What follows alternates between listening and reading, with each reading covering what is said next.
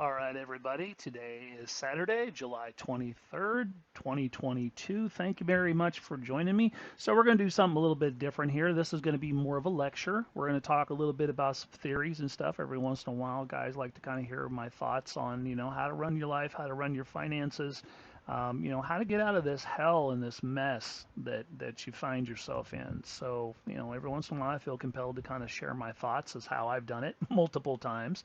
And so that's what this is going to be. We're going to talk specifically about silver, a little bit about gold, and we're going to talk about today's topic. Today's lecture is going to be diversification and how that applies to you at your given level. So we're going to discuss starting from McDonald's money all the way up to the well-heeled people. So if you're McDonald's money people, I'm going to spend a fair amount of time with you guys. I think the more well-heeled people can just grab whatever it is they want and they can get in and pick their percentage of ownership. However, the lesser, what I want to say, I don't want to, I always kind of bite my tongue. I don't want to say anything insulting. The more broke amongst you, let's just be cute about it. The more broke amongst you are not as don't have time to learn advanced stuff. So I'm going to share a few thoughts and a few things that I've done in the past, and maybe put some little food for thought in front of you. Okay, so here we are again. We're getting to the dog days of summer here. Summer in America, North America. We've passed the summer solstice. The days are going to start getting shorter, but oh my God, it's hot. It's over 100 degrees again. We're not usually in my time of, or in my part of the country in North America, we don't usually see these hot days until starting around about now. We've had it all summer. It is just ludicrous how hot it is. So if you hear a fan running in the back, if you hear some sound in the back, that's my fan blowing on me because I don't want to melt in the middle of a broadcast. So, we're all stuck inside because we can't go outside, and otherwise we'll just melt. So that's a good time to sit around and maybe assess what we can be doing to better our portfolio. All right, so let's talk about McDonald's money people here. So you got a problem. First of all, I want to talk about what McDonald's money people are. McDonald's money people, when I say that, you're probably thinking, well, somebody who has a fast food job, pulls down those big bucks, bringing in, $1,000, $1,200 a month or something like that. Yeah, there's that. But let me tell you something. I've never really said this publicly, but I just had this conversation with a gentleman who's categorized like this at the gas station yesterday. There's people in this world, in this country, that make $10,000 a month that ain't living no better than you.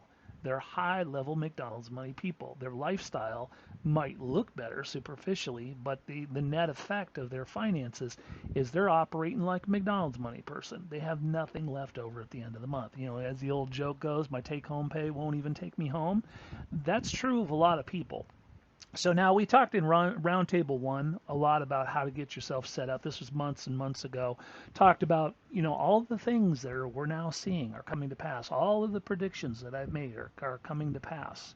Almost like reading it out of a book. I don't come by this stuff without a great amount of experience in my dealings in foreclosures and stuff like that. I've watched many, many people and their lives erode. I've seen it. It's almost like a pattern that's cookie cutter pattern that's followed over and over again. So I want to steer you guys away from that. So speaking of steering, we're going to talk about something here. So a lot of you guys maybe don't know what I do in my spare time. I'm an automotive engineer with 3 masters in engineering.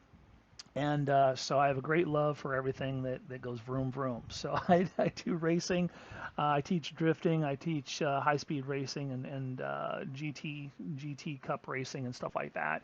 And so I spend a lot of time with some of our diamonds actually have started to buy cars and come to my classes and stuff like that. And we do that around the country. But there's a concept in racing. It's called don't look at the wall. And so you're going to hear me start to talk about that a lot because the wall is a real thing. So what is don't look at the wall? As it applies to racing, it's this. If we're coming into a curve, there's always that guardrail, that wall on the outside. Let's say if we're coming into a left-hand sweeping turn, there's always that massive crash wall. A neophyte driver will automatically look at that wall. And inevitably what will happen is they will hit that wall. Where attention goes, so goes your energy, so goes your power. The first rule of racing is don't ever look at the wall. The first rule of investing should also be don't ever look at the wall. Don't look at the problem, look at the solution. So in racing, the optimum sweet spot going into a curve is to be on the inside. That's your ticket out. That's your safety point. That's where you're most efficient. That's called the apex. You want to watch the apex. You don't want to watch the wall. So in investing, we want to watch the apex of the investment. We want to find out where's the solution amongst the problem. So keep that in the back of your mind, because in future live streams you're going to hear me talk about investing, apex investing. Don't look at the wall. Those concepts are very, very important in life. Everything in life can be solved by don't look at the problem, look at the solution. Look at the apex, don't look at the wall. All right, one of my favorite topics, and as a matter of fact, I want to tell a little story because I always tell stories. Last week I was teaching a guy who'd never been behind the wheel. We were in a Camaro. And I'm not going to out his name, but he's listening to live stream. He's a new subscriber. We were in a Camaro, and we were going well over 100 miles an hour. And I've gotten myself attuned to kind of know, just by the way the car handles, if a person is looking at the wall. I can tell by where they are on the track. This is kind of, a lot of this stuff is kind of fun because it applies to seasoned investors versus neophyte investors and stuff like that. You can tell where you are on the track as an investor by how things are going. You can tell as a seasoned race car driver. You can tell where you're at and how things are going to progress by knowing where you are on the track. Are we at the apex? Are we near the wall? And so I vividly remember this, and it was really something I may start doing an awful lot more, and metaphorically for you guys as well. We were going along. I'm in the passenger side, and we're going well over 100 miles an hour. We're coming into a long, sweeping right-hand turn. I'm on the inside of the car, so basically I'm going to hit the wall before him. And I don't like hitting the wall. It's not fun. And so I saw us getting a little too close to the car, so I can tell him through our helmets, don't look at the wall, don't look at the wall, don't look at the wall. Or I can take immediate action. So I reached over, grabbed his helmet, and moved his head back towards the apex. I literally grabbed his head and pointed it another direction. So that's what I'm here to do as an investor guide, as kind of your teacher, your mentor, whatever you want to deem me as. I'm here to grab your head and point you somewhere else. Stop looking at the damn wall.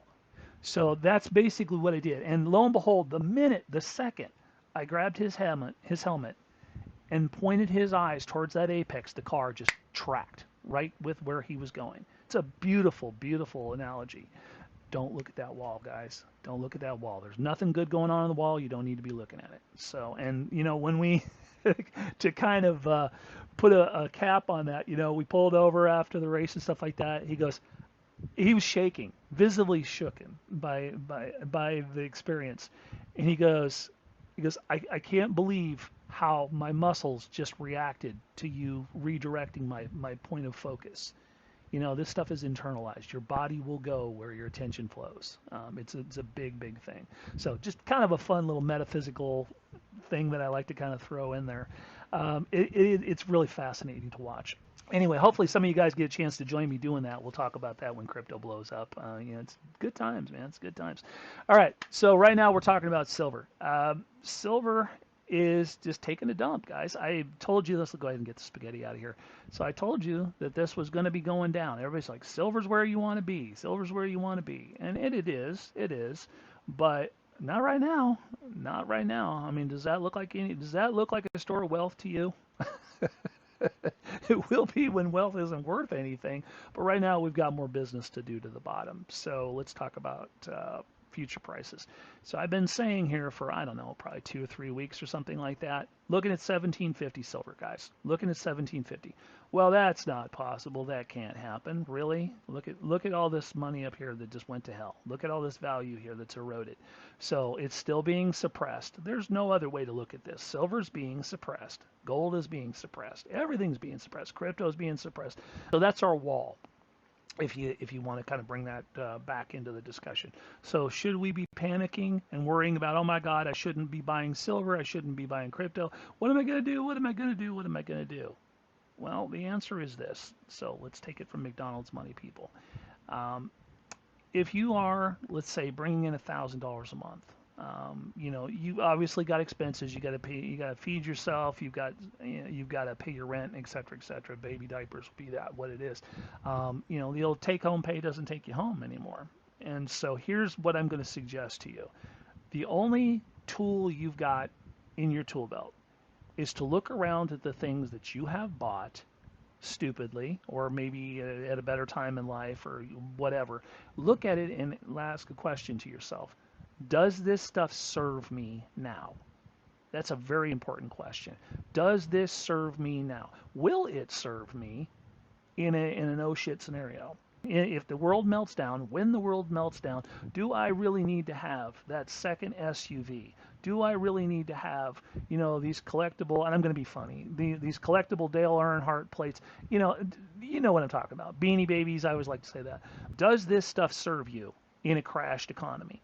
And if the answer is no, and let's be honest, it is no, get rid of it. Get rid of it.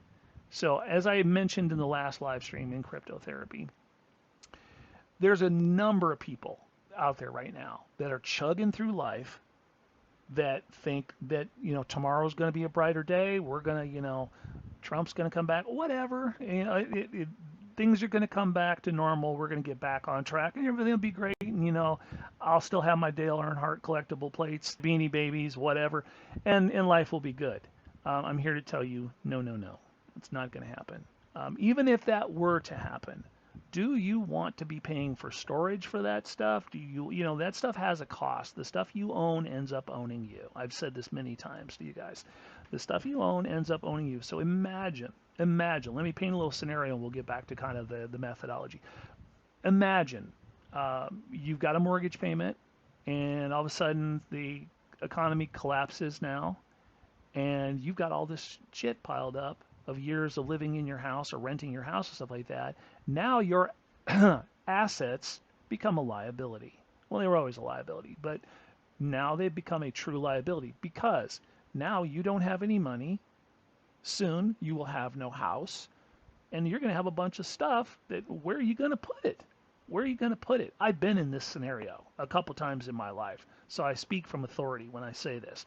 It is a level of stress you cannot possibly fathom. You think you can, but when you have 20 years worth of stuff in a house and all of a sudden you find you have no house, where are you going to put it? Well, you can put it in mini storage. Yes, you can.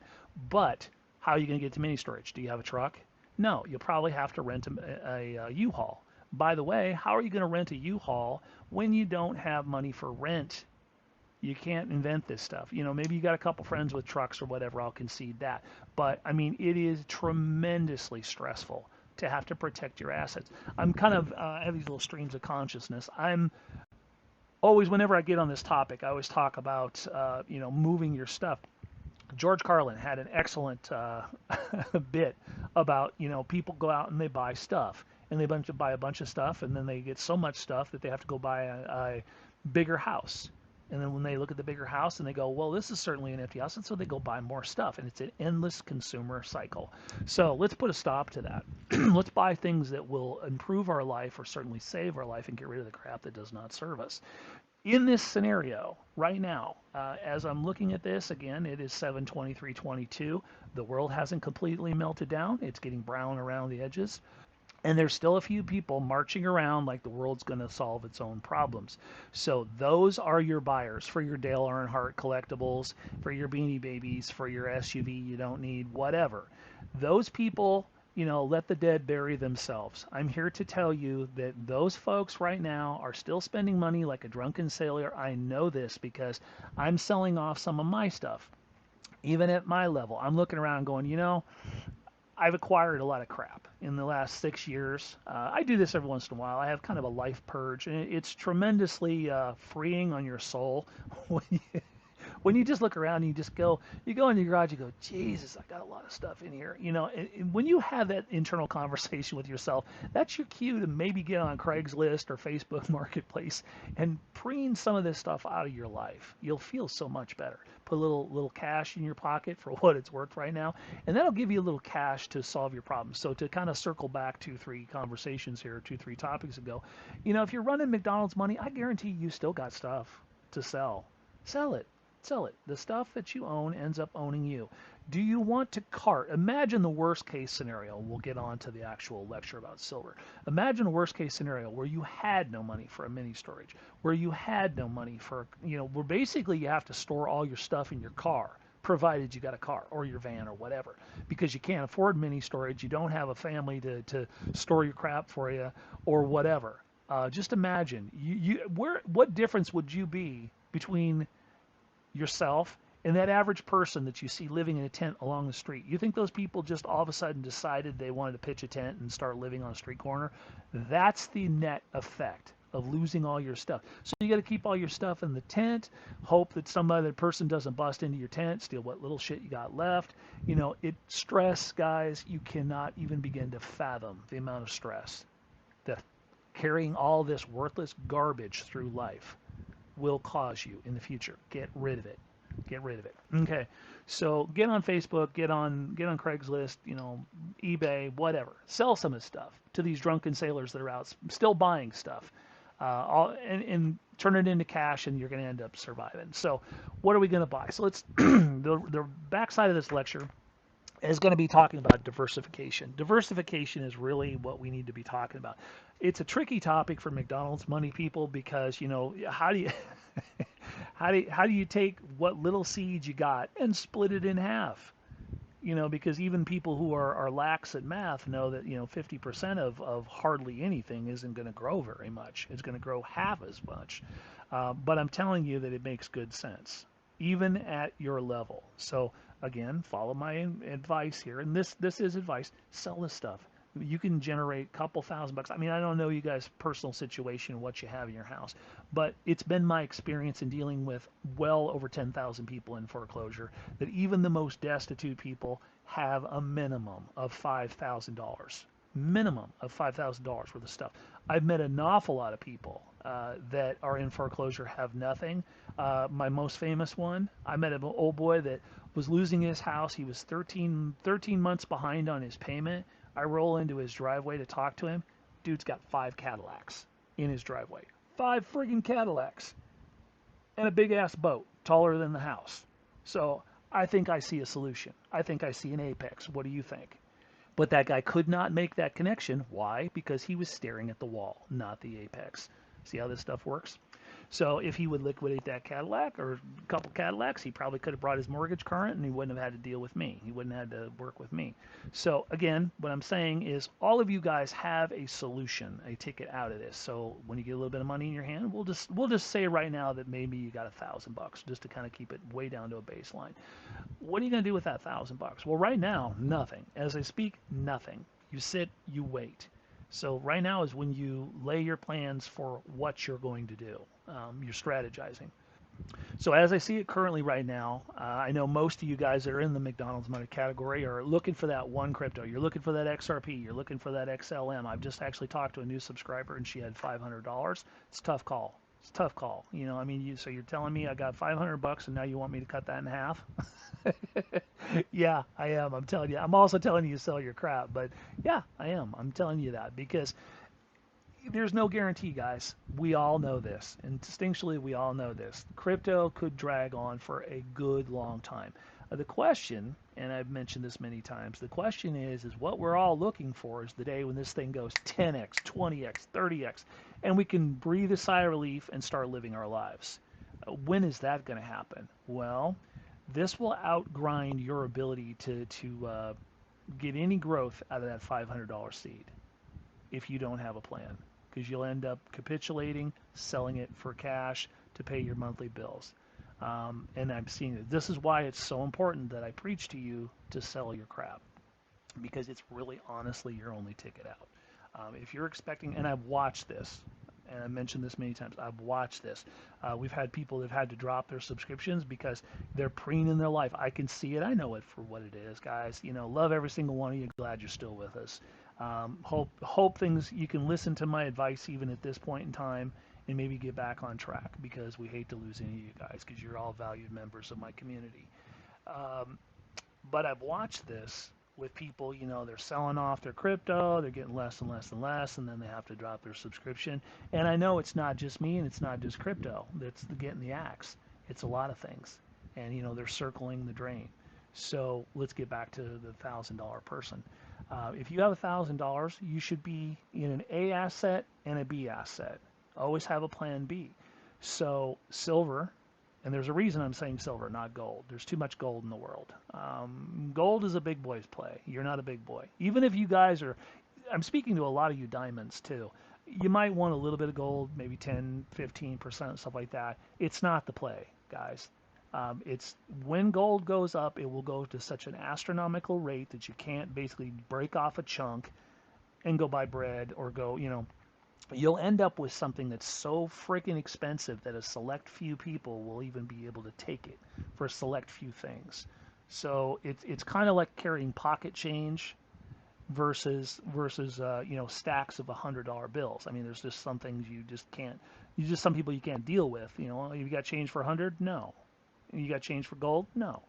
So silver in smaller denominations makes all the sense in the world.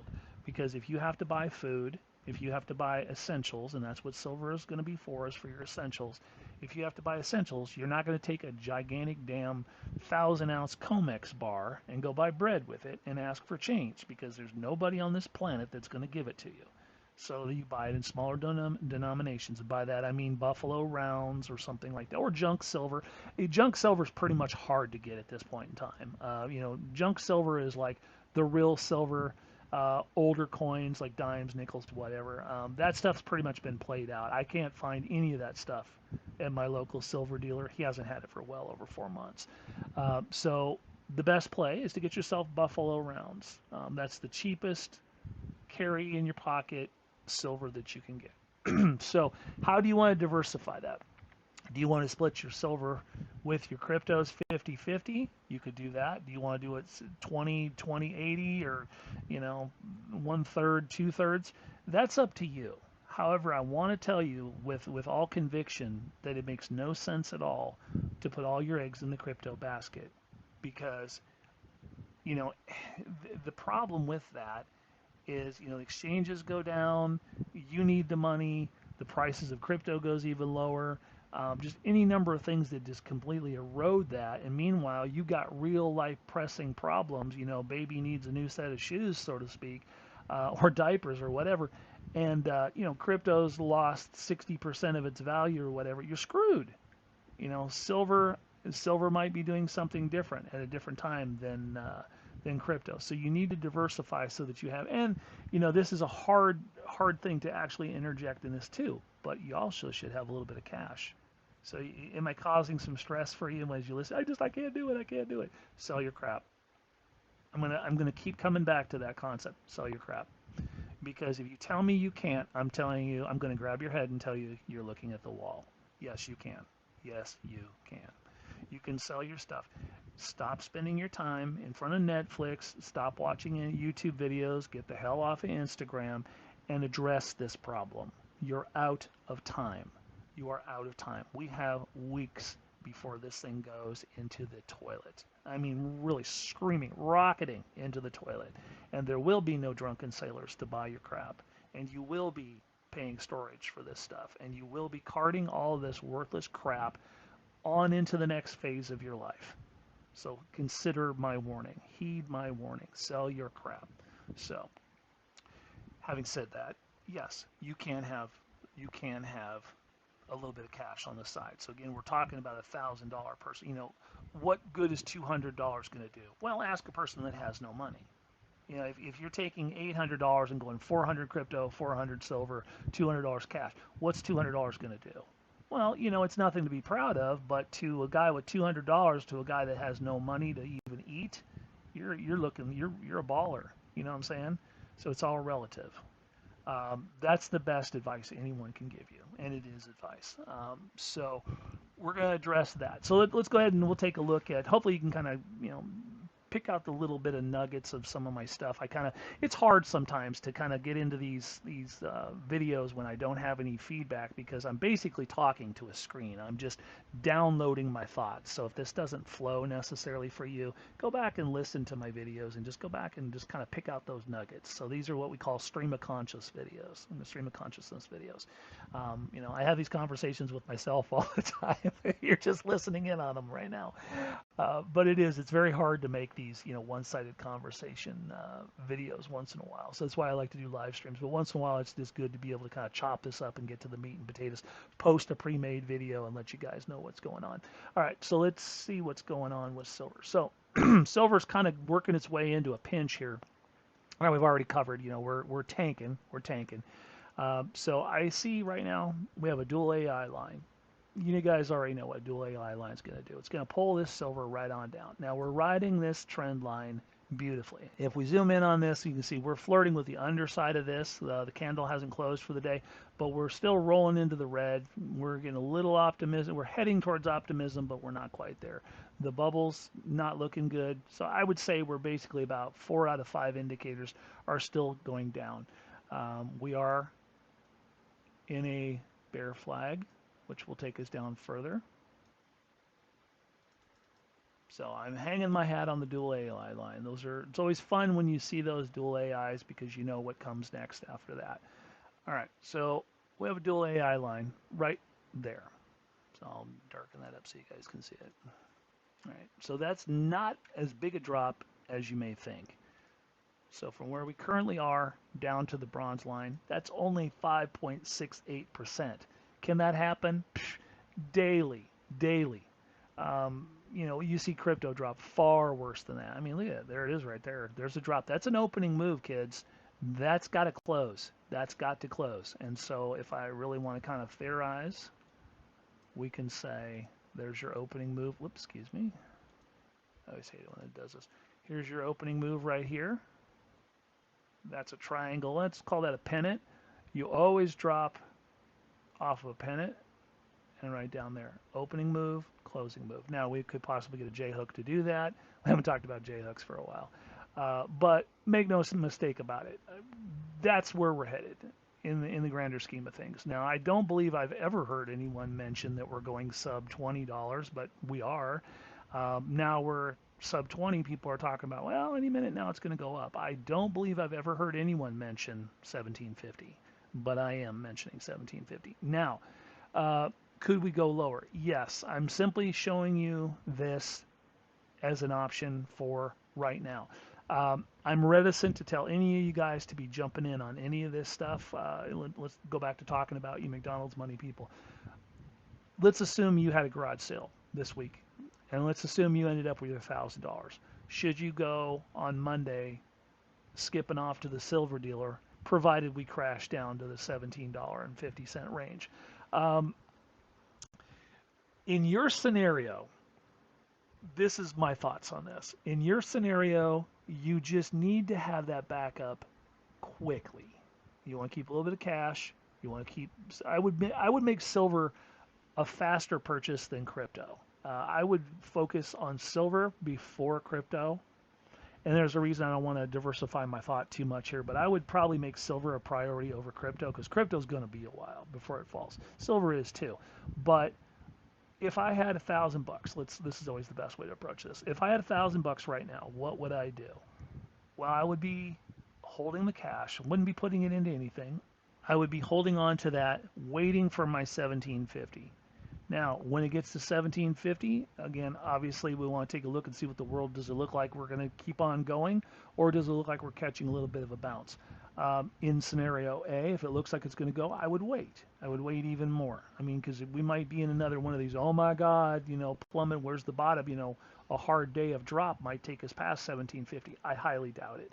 I think we're gonna hit 1750 and bounce up. We might find ourselves into another little triangle action down here, kind of like what we're shaping up to get right there.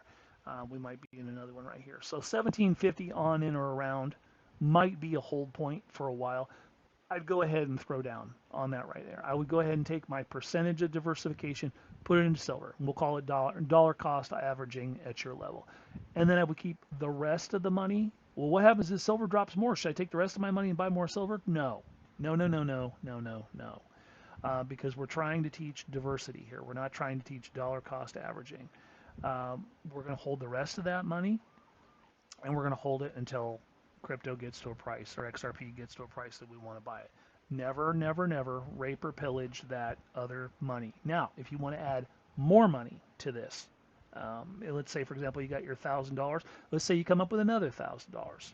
Another paycheck comes in, you sliced off a little bit, you had another garage sale the following Saturday, whatever, you get another $1,000. All right, you divide that stuff up again, you take out a percentage of cash, you take out an allotment for silver, you look and see if the price of silver. Is silver still at 1750? Maybe you want to buy more 1750 silver. Maybe things are starting to look like they're going to go even lower than you buy it at that price. But you still got that other money for crypto sitting over on the side. Discipline, folks. That's what it takes to be a successful investor. Discipline. These concepts we're going to be teaching I'm going to be teaching fundamentals here. Don't look at the wall. Look at the apex. Discipline, patience. These are the things that will get you out of poverty and escalate your life. It's probably time to tell this story again because I know a lot of you guys are just coming in, or new subscribers. You're welcome. I'm an investor that has owned multiple millions of dollars in real estate. After 9/11, I lost well over $22 million worth of real estate in 120 days. I had assets in my house. I had so much crap owning me. You can't imagine. But within 120 days, I followed the advice at the first part of this show. I sold off my assets, managed to live in my dream home for another, I want to say about another 3.5 years until the house got overtaken by black mold. I mean, life loves to kind of kick you when you're down. Got overtaken by black mold, and we had to abandon the house. So I found myself in exactly the scenario that I'm telling you about. I know the feeling of having all this shit and no place to put it. So I had to sell off my good furniture, my nice cars, my motorcycles, everything, and get down to basically 2 mini storages. So going forward, this is the point I want to make. I had to kind of interject that story. But a lot of you guys know that I've lived in other places of the world. I talk an awful lot about the Philippines because I got the most PTSD from living there for 2 years. There was a span of time between me losing all that, losing another multi-million-dollar business in 2008 to 2010 when the economy turned down again. I finally said, meh to this country. I've had it with this country. So I decided to move to Asia. I sold everything. And the stuff that was valuable to me, I put in roughly about 26 Balik buy-in boxes, which are about the size of a small mini refrigerator, and sent all my crap over to General Santos City, 2 blocks from Manny Pacquiao's World Gym. And I lived there for 2 years. Now, that stuff is still there because it costs 10 times more to send back than it does. So I came back to America with 2 suitcases. Chase and I came back with 2 suitcases apiece, plus what we could carry on. That's all I had in the world. I had nothing in mini storage back in America, nothing. And that was 6 years ago. So listen to this story, guys. If you're down and out, this is the grand story of don't look at the wall. I have been many times in my life where you guys are. The first thing that I did, I had started to write books on Amazon. And again, that's looking at the apex. What can I do? I took my skills and I did what I had available to me. I started to write books on Amazon. That's what got me my plane. I couldn't even afford a plane ticket back for Chase and I. Couldn't even afford a plane ticket to even, quote unquote, escape from General Santos. I had to literally think my way out of that hellhole. And so I did that. I got plane tickets. We came back. I had done an awful lot. I had a small amount of money. I'm going to say roughly about it. It's been a while since I thought about this, but it's been roughly I had about $8,000. Now I know, how'd you go from poverty to $8,000? When I decide to do something, I really do it. And so I wrote over 300 books. I'm a machine. When I take a project to task, I don't do it a little bit. I do it a lot, and that's the way you got to do it. One other concept in racing. This is another thing, and I think this ties in real well. So we've talked about the wall. We've talked about the apex. There's another part about racing. So when you are in an apex, what a lot of people will do. I love these analogies. I love to be able to teach like this. When you are approaching, as a neophyte racer, when you are approaching a curve, mentally put yourself in a car with me and drive that car. And let's talk about how you would react to racing a car. So we're in a car together, and we're fast approaching a very sharp left-hand turn, we'll just say.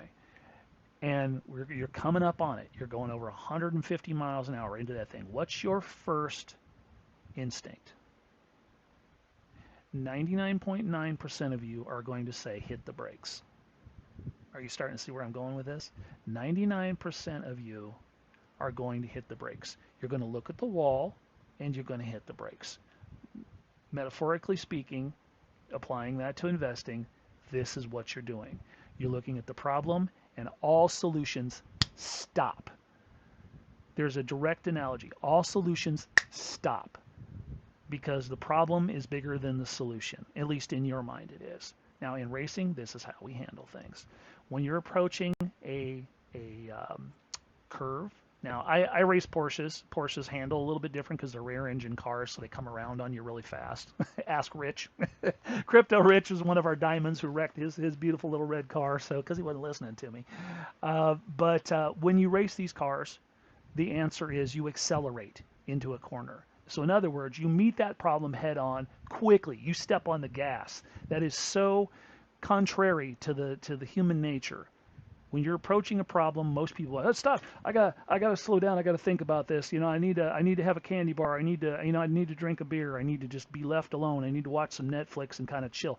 No, you don't. Don't look at the wall. Look at the apex. Step on the gas. Solve that problem because there's going to be another curve behind it. There's going to be another curve in front of that and another and another and another. Life will throw you curves until the race is done. Never, never, never break into a curve. Never. Never, never break into a problem. All right, so you can tell I like to do this stuff. Back to me. So I was looking at the problem as I was going to end up destitute in a third world country. So what I did was I sat down, I marshaled my resources. I asked, what am I good at? Well, I can't hold a job in a third world country because they don't allow foreign nationals to work. So I had to work online. So that limited me. So I basically spent 100% of my focus trying to figure out what I can do to make money online. And Amazon has something called Amazon Books, Audible, and stuff like that. And so I started to write Kindle, sorry. And so I started to write about the things that I know, real estate investing, marketing, blah, blah, blah. And one book after another book after another book, and I won't bore you with the details, but I was cranking out one book a day, over 300 pages. And some of these books, well, all of these books still exist to this day, 7, 8 years later. I'm still getting paid the residuals for those books. How's that for a testimony? The thing that I'm telling you is I came back with, I just started to learn marketing those books and stuff like that. So I ended up with a little nest egg of about $8,000. So we came back to America, homeless, mind you. Literally, this is exactly, I think it's important to tell this story because I think a lot of you people kind of feel secluded, like your problems are the only ones in the world, and it helps to listen how other people solve their problems. This is the reason why I'm telling this story. We came back with $8,000 and no home to come home to. So we literally landed in the airport, and the first thing we did was we took a taxi to a hotel room.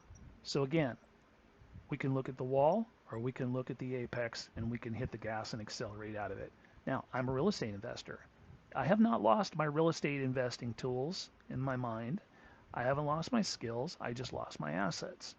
And you have a certain set of mental tools that you know how to do too. Don't sell yourself short. Or if you don't, welcome to YouTube University. You can learn this stuff. Don't look at the wall.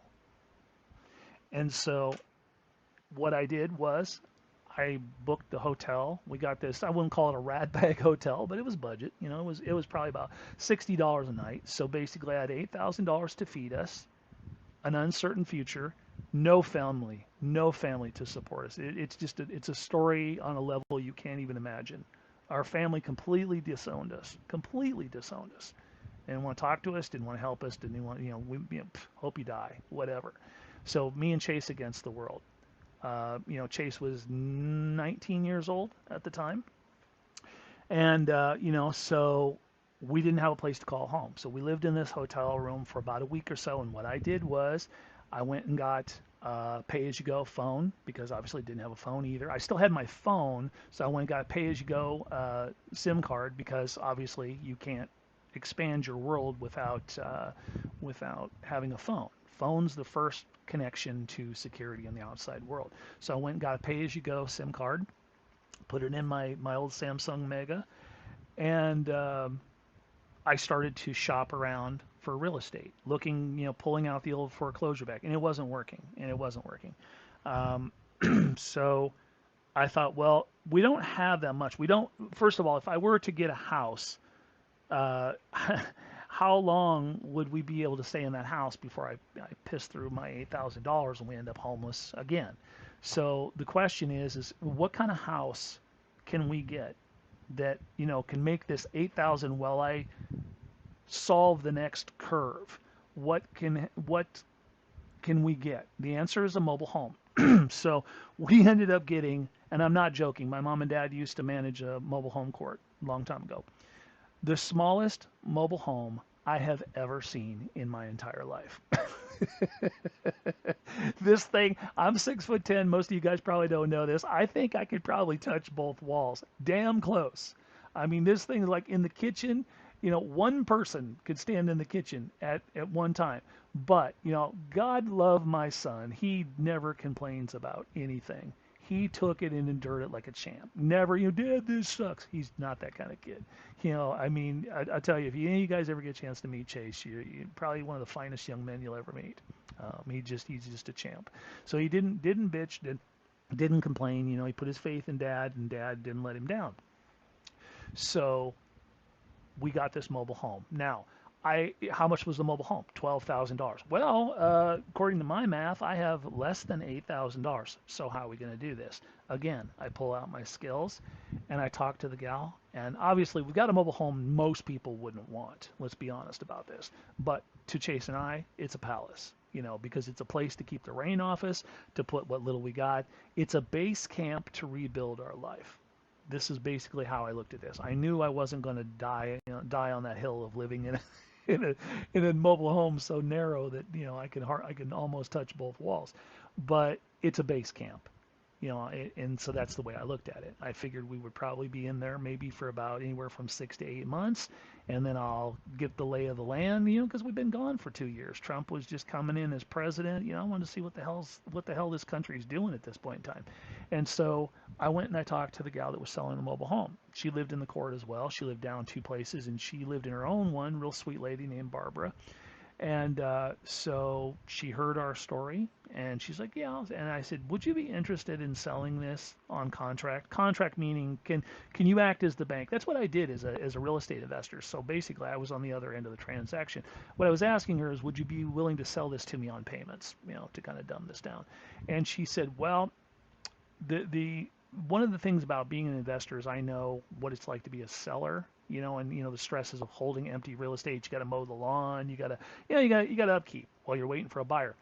And she'd been trying to sell this thing for probably, like, I don't know, 3, 4 months, whatever, no takers. All of a sudden I come along and it's the greatest thing since sliced bread. So you think she's going to listen to me?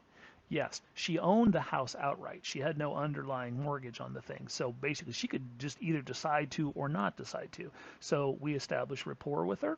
And I said, "Barbara, would you be willing to sell this on payments?" And she's like, "Yeah, I would be willing to do that." So hold on to your hats, kids. This is what I negotiated. I negotiated $1,000 down on this house. So now let's look at the total. I had $8,000. I lost $1,000 in hotel fees and just kind of farting around and whatever.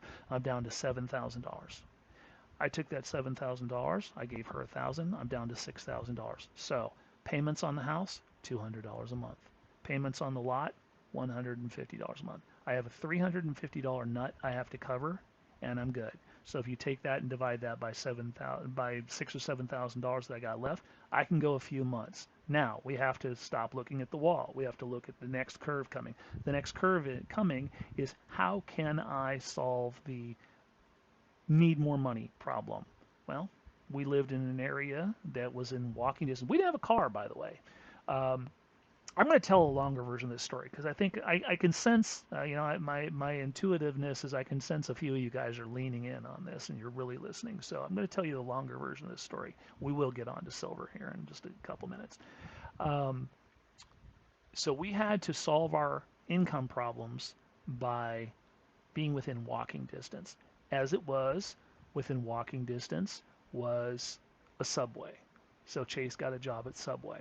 Chase is an excellent worker. He advanced through the pay scale and ended up making $13 an hour.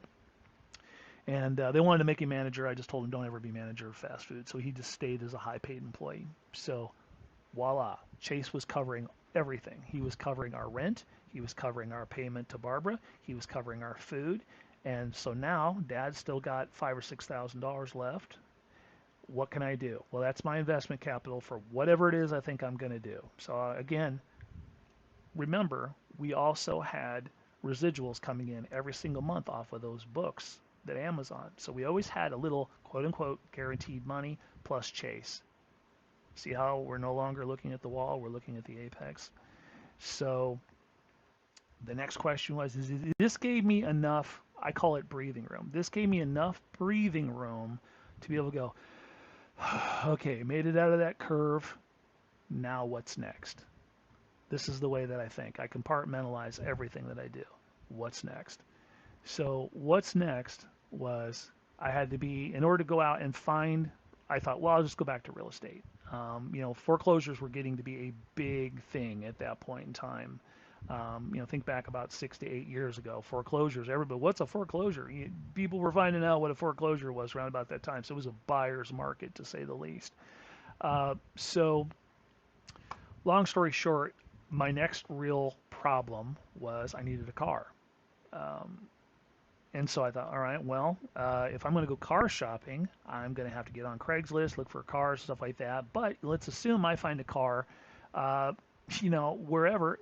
I don't have a car to go to it. I don't, Uber's not really a thing around where I live. So I'm limited. And I actually found, because the universe loves me, I actually found a guy selling a car like 7 houses down or 7 mobile homes down from me. It was a Chrysler something, I can't even remember. 100,000 miles or whatever. But to me, it might as well have been a Lamborghini because it was wheels. Because let me backtrack a little bit. When we wanted to get food, there was no place to get food. We actually had to order online and have it delivered. There's the local grocery store was just getting into online food delivery. But if you ordered something on Monday, you wouldn't get it till Wednesday. So, yeah, I'm a very autonomous person. It drives me nuts when I can't just get in a car and go somewhere. It's hell, man. It's hell. So we were surviving by delivered food, and I'm like, God, yeah. So that Chrysler with 100,000 miles on it was a Lamborghini. Might as well have been a Ferrari or a Rolls Royce because it put the wheels back under us. And I hadn't drove a car for over 2 years because I lived in a country that didn't need it.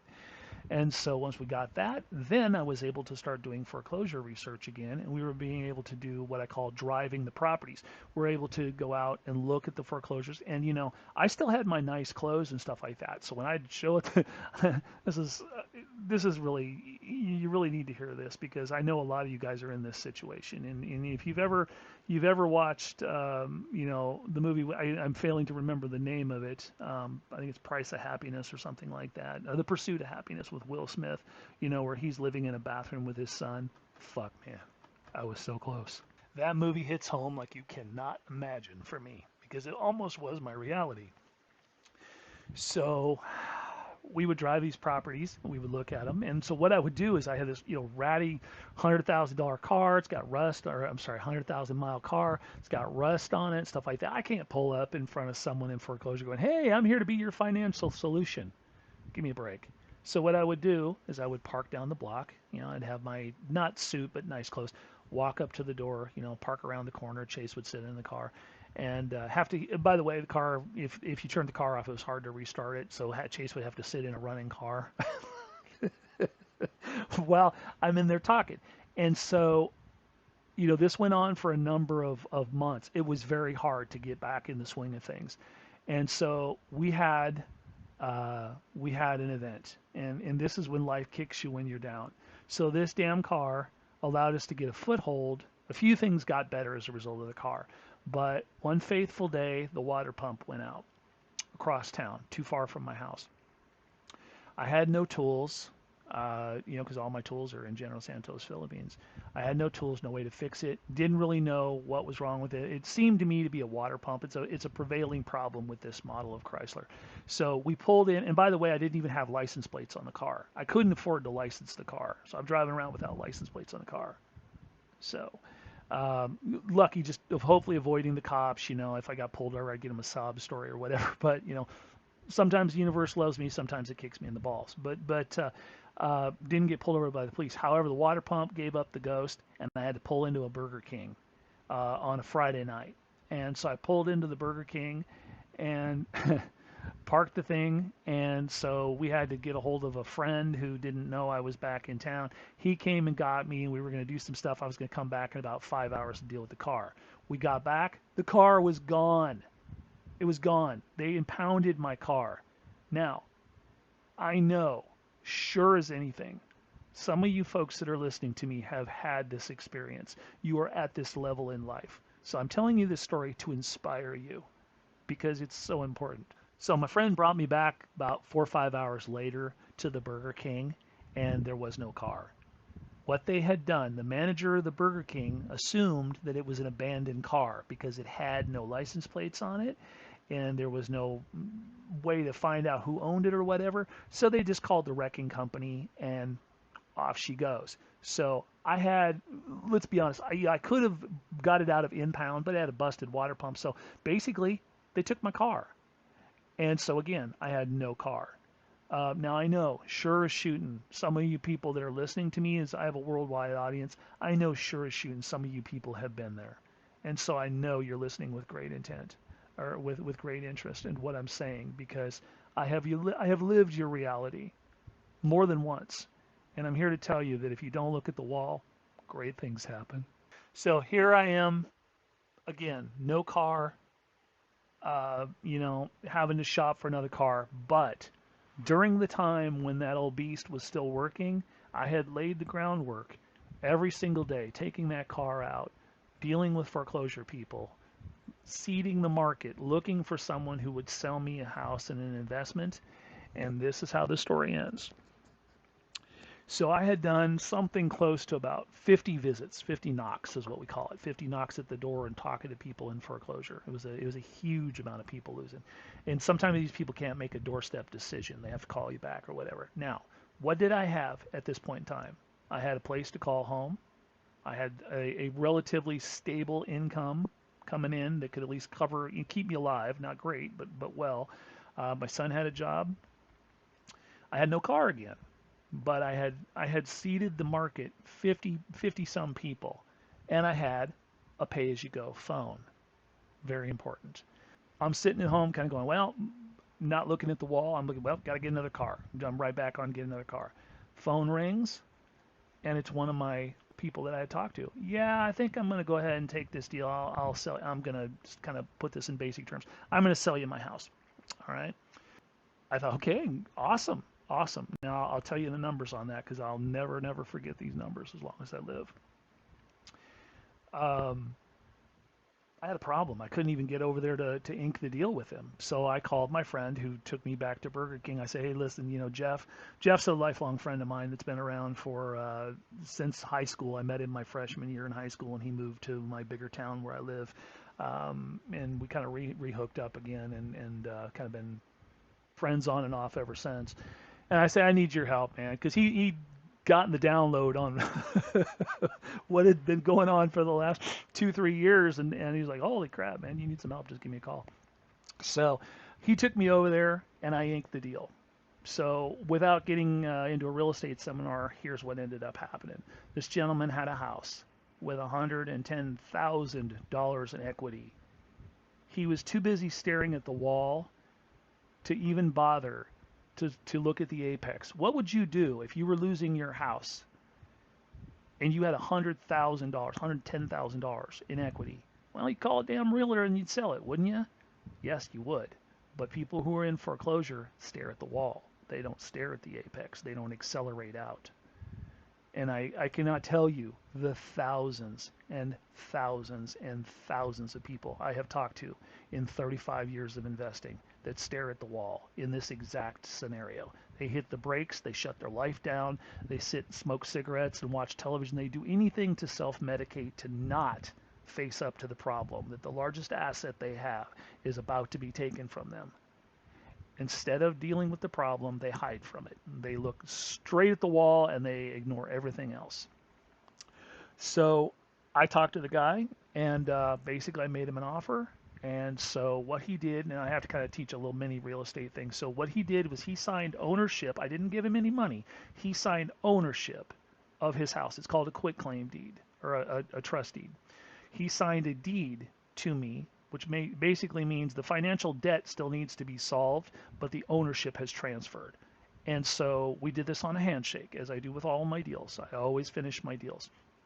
And so uh, he basically gave me ownership of it. The promise was I was going to give him X number of dollars out of me being able to steer him out of the wall, from me being the guy that grabs his head and helps him out of this problem that he's going to smash face first into the wall.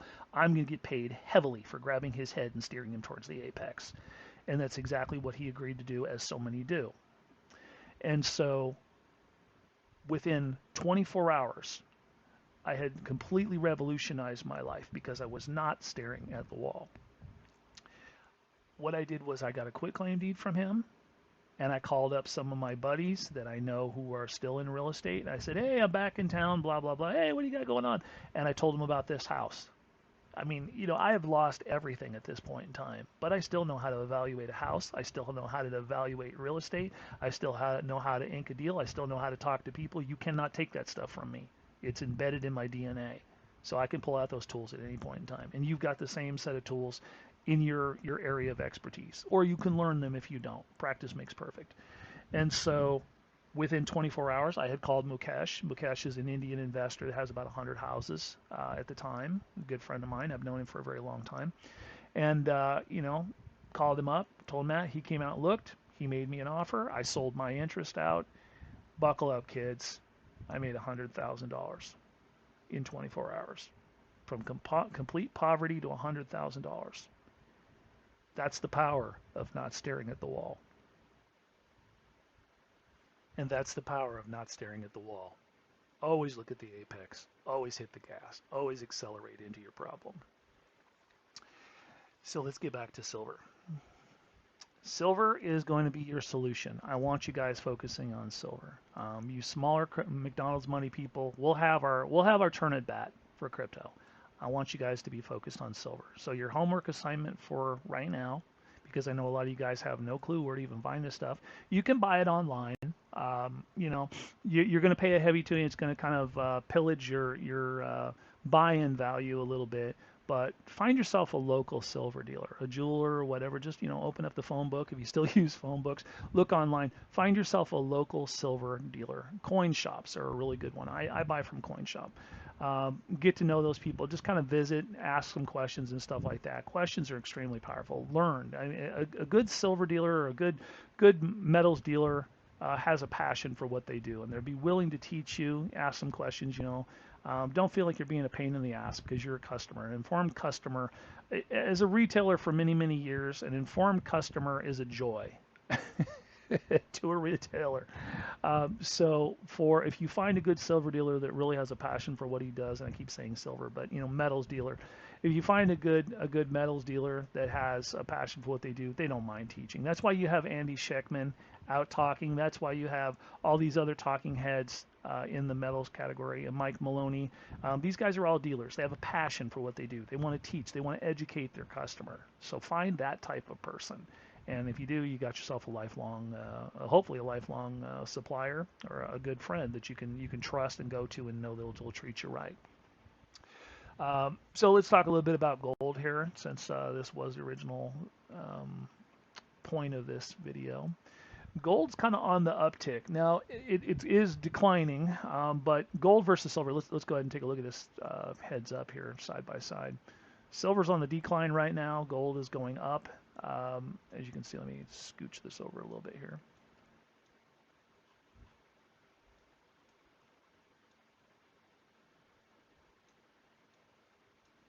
Silver's diving hard, guys. It's diving hard. Since I've been doing this video, we've actually gotten back into the trend line.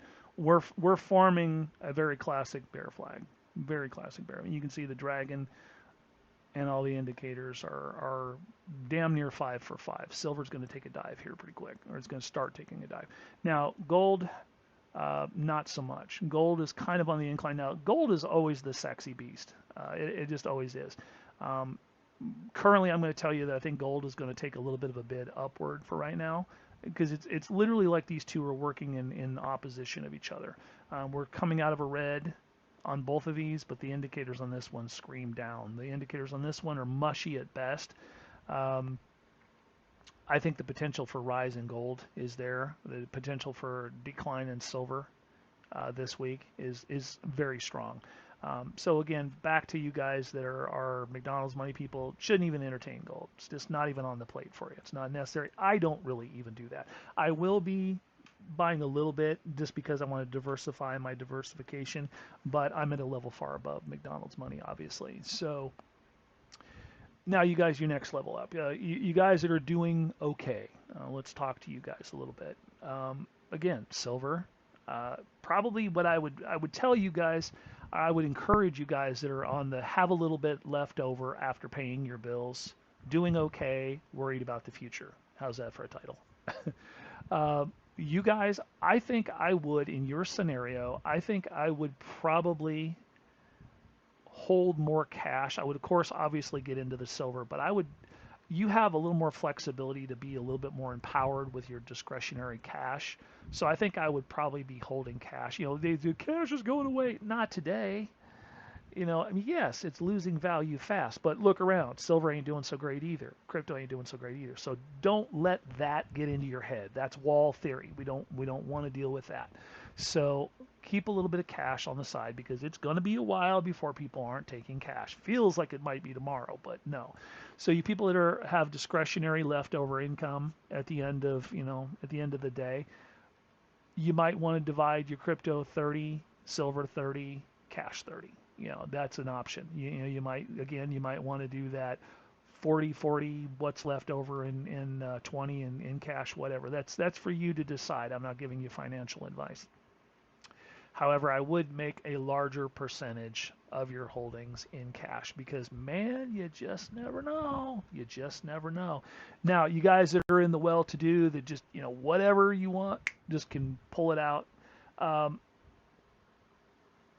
Thought kind of comes to me here. We can look at this. We can dive real deep, or we can stay shallow with this advice or this analogy. You guys that have assets and bills, I'm talking about credit cards, I'm talking about mortgages, I'm talking about car payments. You guys that are in the little higher echelon of my group, there's another way to chop this snake up.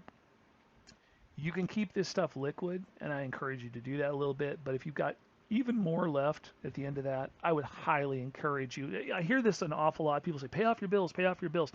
And I don't think they really go into the reason why. Here's the reason why, because some of these credit cards have 25% interest. If silver went up 25% today, you'd be doing cartwheels. I would be doing cartwheels. We're doing backflips. But I mean, let's be honest. At the end of the day, it's what you keep, not what you make. And so if you're buying silver going, oh, someday it's going to go up 25%, and you got a credit card that's costing you 25% and you're not paying that, I don't want to hear you talk to me about silver. Pay off those credit cards. So you guys that hold some cash, but start whittling away. Start selling again.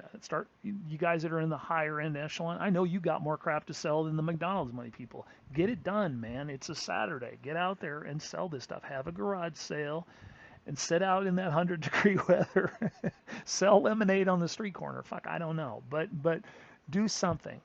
Now is the time to do this while there's still, and I don't mean to berate these people, because they just, they haven't had my help, and they haven't had the help of a good advisor.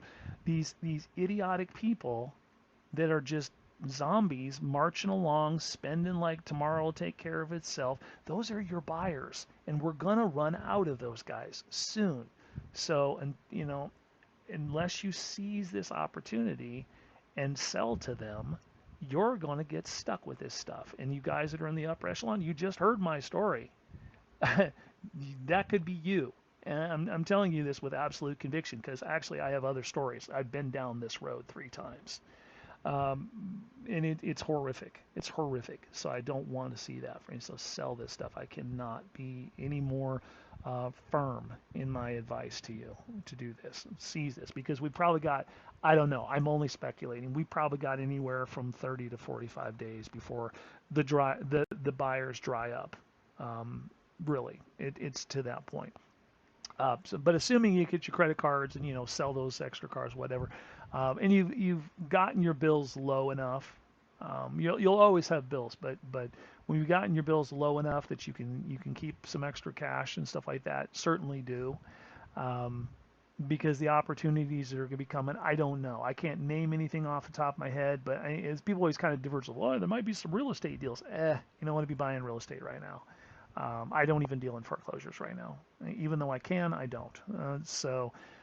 Looked at a couple of them. I always like to kind of keep my eye on what's going on, but just to kind of see. But like I said, I'm watching Facebook Marketplace right now, and as I indicated in the last video, the quality of stuff is getting to be nicer and nicer. Now, here's another little thought.